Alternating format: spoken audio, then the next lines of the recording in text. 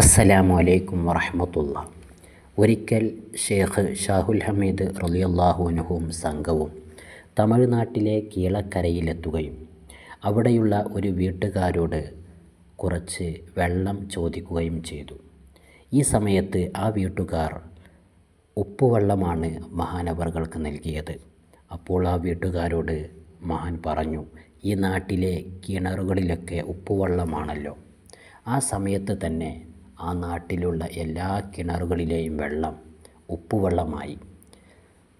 പിന്നീട് ആ വെള്ളം പഴയതുപോലെ ആയത് ഷേഖ് സദഖത്തുല്ലാഹുൽ ഖാഹിരി റളിയല്ലാഹു അൻഹു ഷാഹുൽ ഹമീദ് റളിയല്ലാഹു അൻഹുവിൻ്റെ മഖ്ബറയിൽ ചെന്ന് പ്രാർത്ഥന നടത്തിയതിന് ശേഷമാണ്. അതുകൊണ്ട് തന്നെ അള്ളാഹുവിൻ്റെ ഔലിയാക്കളിൽ വളരെ പ്രധാനിയായ ഷേഖ് ഷാഹുൽ ഹമീദ് റളിയല്ലാഹു അൻഹുവിൽ നിന്ന് ധാരാളം കറാമത്തുകൾ വന്നിട്ടുണ്ട്. ആ കറാമത്തിലെ ഒരു കറാമത്ത് മാത്രമാണ് ഇവിടെ പറഞ്ഞിട്ടുള്ളത്.